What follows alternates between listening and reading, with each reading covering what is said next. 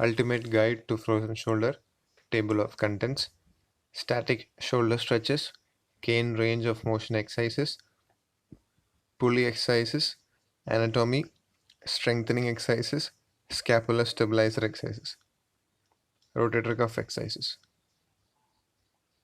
Static Shoulder Stretches, Shoulder Pendulum Series Warm-Up. The following section will reveal some effective passive static stretching techniques to improve shoulder function and range of motion. They can be done in any order. Remember to observe the following rules when executing these on your own. Begin with shoulder pendulums as a warm-up. Always maintain proper form and alignment. Attempt to hold the stretch for 20 to 30 seconds. Do not bounce or rock back and forth. Do not stretch into significant pain. Performing pendulums clockwise pictured. Using a light dumbbell or soup can let the arm dangle and move the body in a circular motion, allowing the arm to flow. Do 15 to 25 reps in a clockwise and counterclockwise direction. This motion can also be done in a forward and backward motion, as well as side to side if desired. Remember to move the shoulder through a tolerable range of motion. Static shoulder stretches, shoulder flexion. This stretch is designed to improve elevation. It is performed using a small hand towel beneath the hand of the affected shoulder. If using a passive or active assistive approach, place the unaffected hand on the wrist of the affected arm. Now slide the affected arm up the wall until a comfortable stretch is felt. Hold for 5 to 10 seconds and repeat. Attempt to perform 10 to 15 repetitions. However, do what you can tolerate at first and work up to that. If able, you can perform the stretch actively by using only the affected arm. Again, hold at the top as specified above and repeat for the necessary reps. Active progression. Start, middle, finish. Shoulder flexion, passive or active assisted progression. Static shoulder stretches. External rotation, 0-degree abduction, side. This stretch is particularly effective in stretching out the anterior shoulder capsule and promoting increased external rotation of the shoulder. Using a doorway or freestanding wall, place the palm of the hand on the affected arm against the wall while keeping the elbow at your side.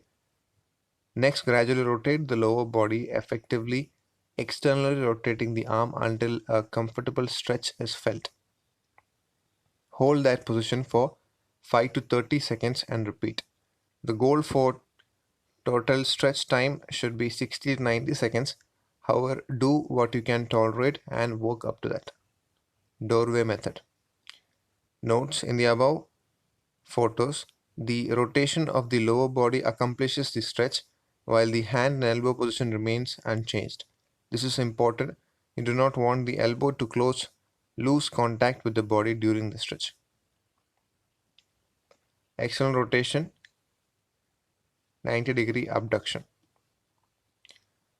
This stretch is a progression from the previous one and should be done with caution. This places for more stress on the anterior portion of the shoulder and may be uncomfortable for those suffering from adhesive capsulitis or significant rotator cuff pain.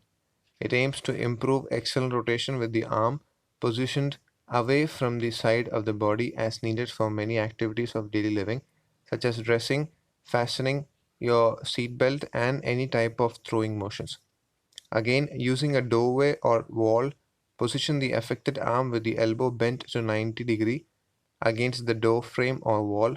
Next, gradually lean forward in a staggered stance position until a comfortable stretch is felt. Your body weight and forward lean will accomplish the stretch. Hold that position for 5 to 30 seconds and repeat. The goal for total stretch time should be 60 to 90 seconds. However, do what you can tolerate and work up to that. Doorway method, front view, rear view. Posterior capsule in standing. This stretch is not preferred method of stretching the posterior capsule, but it is generally an easy method to perform and improve motion. I am including it because it is often less painful and easier to do than my preferred method, which I will show in the next stretch. This stretch is particularly useful for those with posterior capsule tightness, limited internal rotation and flexion, and all overhead athletes such as pitchers, swimmers, volleyball players, and baseball, softball players. Stand with the knees slightly bent, using the unaffected hand.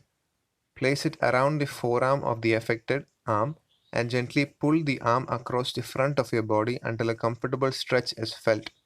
Keep the affected arm at the level of unaffected shoulder. Hold that position for 5 to 30 seconds and repeat. The goal of total stretch time should be 60 to 90 seconds. However, do what you can tolerate and work up to that. Posterior capsule in lying. As mentioned earlier, this stretch is more effective in isolating the posterior capsule for stretching. However, it is technically much harder to do properly and it is generally more uncomfortable for most people to do. But given my desire to provide the most complete information available, I am showing it to you here. Begin lying on the affected side. This will rule out some of you from the start if this causes too much pain. Position the affected arm at 90-degree abduction with the elbow bent to 90 degree as well. Now place the unaffected hand on top of the wrist of the affected arm. Gently pull the affected arm down toward the floor until a comfortable stretch is felt. Be sure keep the elbow bent 90 degree throughout. Hold that position for 5 to 30 seconds and repeat. The goal for total stretch time should be 60 to 90 seconds. However, do what you can tolerate and work up to that. Note: if you feel significant pain with this stretch, I would caution you to stop until you can do it without much discomfort or reduce the range of motion. It is an awkward position to begin with, but is the best way to stretch the posterior capsule. It is preferred over the previous stretch because you do not have soft tissue muscles stretching or limiting the stretch of the capsule with this method. Internal rotation behind the back. This is perhaps the most painful or difficult motion for an inflamed shoulder to perform. It is also typically the last motion to return during your recovery from shoulder pain. With that said, it is important to regain the use of this range of motion for activities of daily living. In standing, I recommend the use of a towel for this stretch. This allows you to achieve the stretch using the unaffected arm and then allow the unaffected arm to rest during the stretch hold. Otherwise, your unaffected arm may fatigue and get sore with the stretching. Using a bath towel, grasp one end with the affected hand, backhand, and the other end with the unaffected hand forward. Next, gently pull the towel upward and forward with the unaffected hand until a comfortable stretch is felt in the affected shoulder. At this point, allow the unaffected hand and arm to relax down along the front of the body. Hold that position for 5 to 30 seconds and repeat. The goal for total stretch time should be 60 to 90 seconds. However, do what you can tolerate. Internal rotation, towel stretch for left shoulder. Cane range of motion exercises. In this section of stretching guide, I will demonstrate several cane exercises that are highly effective in improving range of motion for people suffering from shoulder pain and adhesive capsulitis. I suggest using a small lightweight dowel rod 3 to 4 feet long or cane to do these exercises. Since these are range of motion exercises and not stretches, it is not as important to hold for a long period of time at the end range of motion. Range of motion exercises are effective at increasing blood flow and promoting healing of injured tissue while improving motion. As such, you will do more repetitions to accomplish the desired effect of the exercise. Depending on your pain, weakness, age, and specific situation, you may want to perform these passively at first and then gradually advance to active assistive and finally active start. It takes much longer to resolve the inflammation than it does to create it. Keep that in mind as you do these exercises. In the following pictures, I am pictured using a small body bar. It weighs approximately 8 pounds. You should begin with a cane or dowel rod as you make steady progress but need a little extra resistance to achieve greater range. You may elect to attach a small cuff weight around the dowel or rod or cane. This is a more advanced progression, but it is an effective way to gain a greater stretch and is useful in gaining additional range of motion for stiff shoulders. As far as how much weight to use, I generally prescribe adding 1 pound increments after you can achieve 20 repetitions at the current weight without pain and without feeling a good stretch. Remember, the weight is not necessary for the exercise to be effective. It simply serves to increase resistance, mild form of strengthening, and add more overpressure at the end of the stretch itself, which may be necessary to restore full motion in some cases. As a general rule, try to do one set of these exercises 1 to 2 times per day. More is not always better. Use pain and progress as your ultimate guide. Exercise 1, Lying Flexion.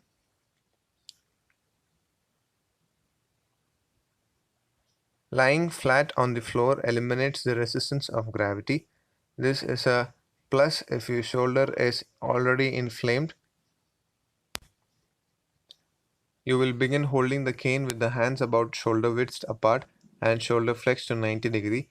You do not start lower because lowering the cane below this point actually places strain on the rotator cuff, not to mention the fact that most people have no limits in that part of the range. Next, slowly allow the cane to move overhead until a comfortable stretch is felt in the affected shoulder. Hold for 2 to 5 seconds and then return to the starting position. Do 10 to 20 repetitions.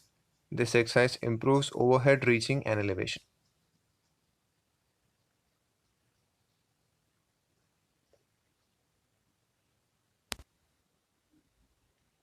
Exercise 2, Horizontal Abduction Adduction. Lying on the floor, you will start in the same position as the lying flexion exercise. Keeping the elbows straight, you will slowly allow the arms to move toward one side of the body until a comfortable stretch is felt in the affected shoulder. Hold 2 to 5 seconds and then repeat to the other side until a comfortable stretch is felt in the affected shoulder. Do 10 to 20 repetitions. This exercise will improve movement reaching across or away from the body and stretch the anterior and posterior aspect of the shoulder. It is generally more uncomfortable for the affected shoulder as it moves across the body and not away from it. Start position, horizontal abduction right, adduction left, horizontal abduction left, adduction right. Exercise 3, horizontal external rotation. Although this is a more advanced external rotation stretch, I am showing it now as it is performed on the floor, whereas the more simplified external rotation is done in standing and will be demonstrated later. Begin lying on your back. You will start with 90 degree of shoulder flexion, but in this case you will also bend each elbow to 90 degree. Then you will allow cane to slowly move beyond your head and lower until a comfortable stretch is felt in the affected shoulder. Hold for 2 to 5 seconds. Do 10 to 20 repetitions. It is important not to let the elbows drop below the level of the shoulders or the cane will not pass easily overhead. Keep the elbows bent at 90 degree throughout the motion. As with the doorway stretch, this improves external rotation with arm away from the body and is essential for day-to-day function.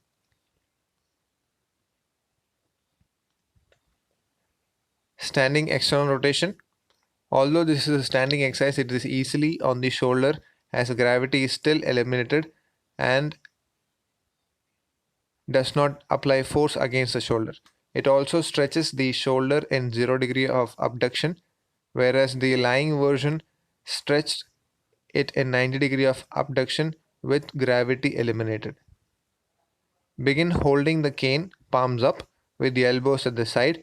While maintaining constant contact with the elbows at the side, move the cane out of the body to the affected shoulder side until a comfortable stretch is felt in the affected shoulder.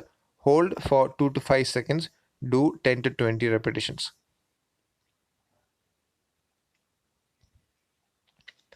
Exercise 5, standing scaption.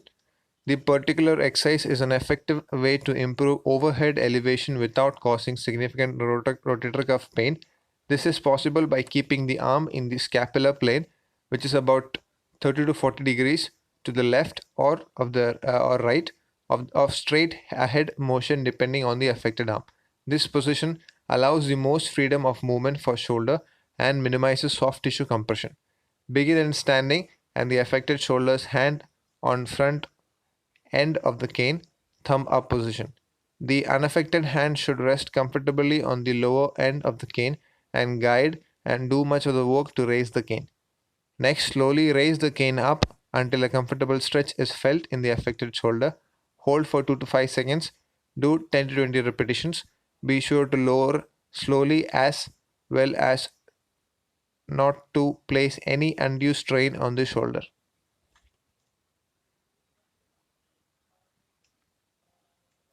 Standing extension. The purpose of this exercise is to increase movement reaching behind the body and back. This motion is also necessary for effective walking and running mechanics. It also serves to stretch the anterior capsule. In standing, begin by holding the cane with the palms facing backward away from the body and shoulder width apart. Slowly extend the cane backward until a comfortable stretch is felt in the affected shoulder.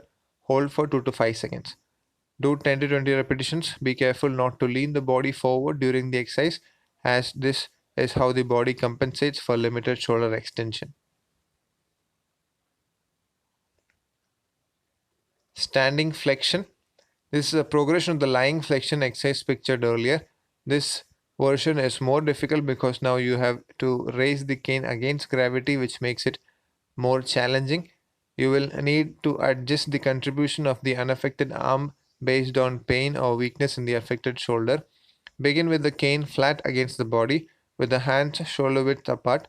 Next, slowly raise the cane overhead or as far as possible until a comfortable stretch is felt in the affected shoulder. Hold for 2 to 5 seconds. Do 10 to 20 repetitions. Be sure to lower slowly as well as not to place any undue strain on the shoulder.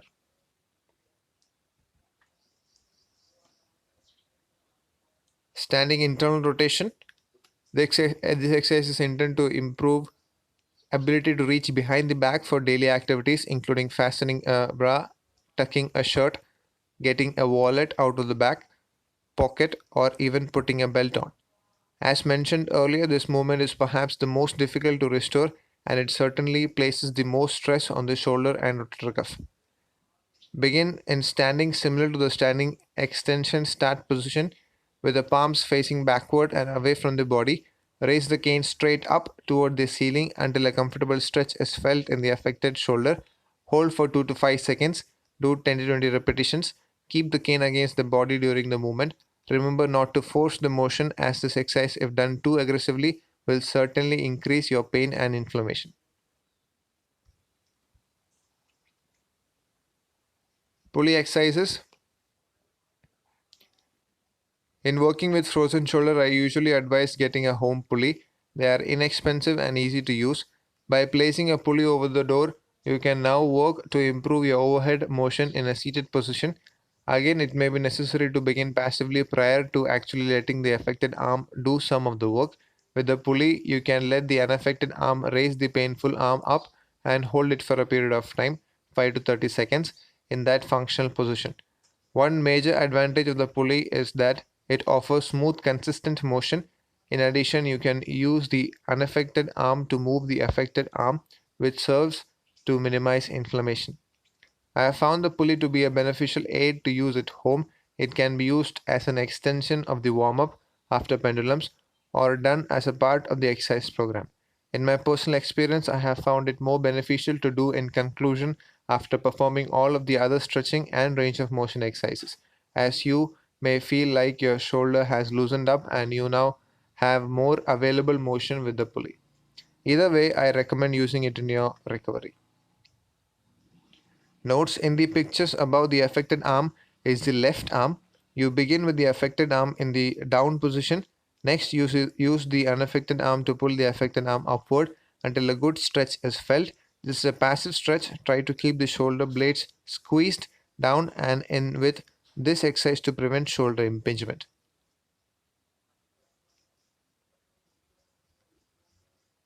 Sample pulley routine.